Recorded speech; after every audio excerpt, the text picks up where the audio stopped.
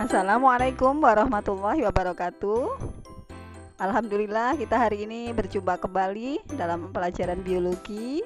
Tetap semangat walaupun dalam kondisi pandemi COVID-19.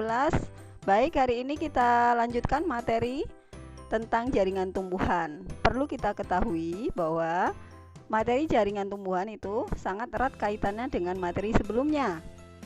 Harus kita ketahui bahwa jaringan adalah kumpulan dari sel tumbuhan yang memiliki fungsi yang sama. Baiklah, kita akan mempelajari tentang macam-macam jaringan tumbuhan. Jaringan tumbuhan dibagi menjadi dua, yaitu jaringan meristem atau jaringan muda dan jaringan permanen atau jaringan dewasa. Jaringan meristem terbagi menjadi beberapa macam. Yang pertama promeristem, yaitu meristem pada tingkat embrio. Yang kedua, meristem primer, terdapat pada tumbuhan yang masih tumbuh. Yang ketiga, meristem sekunder, contohnya yaitu kambium.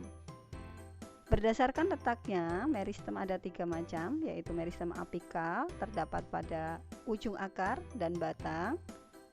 Yang kedua, meristem interkalar, terletak antara jaringan meristem dewasa. Dan yang ketiga, meristem lateral, menghasilkan pertumbuhan sekunder. Kemudian berikutnya yaitu jaringan permanen. Jaringan permanen terbagi menjadi 5 macam, yaitu jaringan epidermis. Kemudian yang kedua jaringan parenkim, yang ketiga jaringan penyokong, yang keempat jaringan pengangkut, dan yang kelima jaringan gambus. Nah, di gambar ini terlihat ada letak ya 3 macam meristem sesuai dengan letaknya masing-masing. Yaitu kalau jaringan apikal, meristem apikal yaitu terletak pada ujung tunas batang. Kemudian jaringan meristem lateral itu contohnya kambium batang. Kemudian meristem interkalar terdapat pada ruas-ruas batang. Macam-macam jaringan permanen pada tumbuhan itu tadi sudah Ibu jelaskan. Di dalam tabel itu akan terlihat contoh-contohnya. Silahkan dibaca lebih lanjut. Nah, di dalam gambar yang tersedia, jaringan epidermis itu atau jaringan yang paling luar pada tubuh tumbuhan itu bisa termodifikasi. Pada kehidupan sehari-hari bisa kita lihat pada bunga misalnya duri itu pada bunga mawar. Kemudian ada stomata atau mulut daun, kemudian trikomata, berikutnya ada filamen dan sel gersik. Berikutnya jaringan dewasa.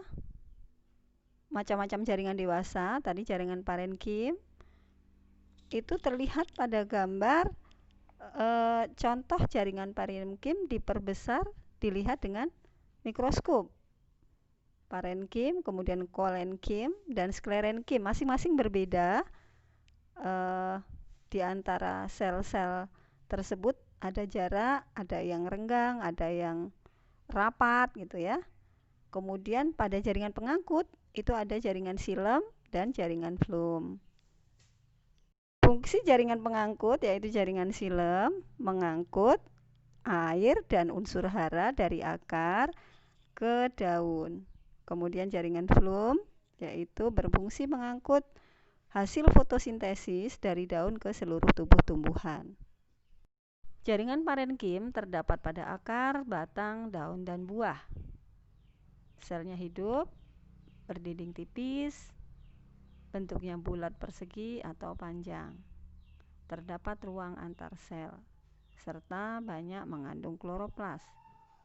Untuk jaringan kolenkim, strukturnya hampir sama dengan jaringan parenkim. Fungsinya sebagai penguat tubuh tumbuhan, selnya berbentuk bulat dan hidup, tidak ada ruang antar sel, dinding selnya terdiri dari selulosa dan pektin. Yang selanjutnya sklerenkim, yaitu jaringan penyokong yang keras, dindingnya tebal, tersusun dari sel mati, tidak terdapat ruang antar sel, dan dindingnya mengandung selulosa dan lignin. Demikian pembelajaran kita hari ini, semoga bermanfaat. Jangan lupa dikerjakan kuis pada e-learning yang sudah Ibu sediakan. Semoga berhasil. Terima kasih atas perhatiannya. Ibu akhiri, wassalamualaikum warahmatullahi wabarakatuh.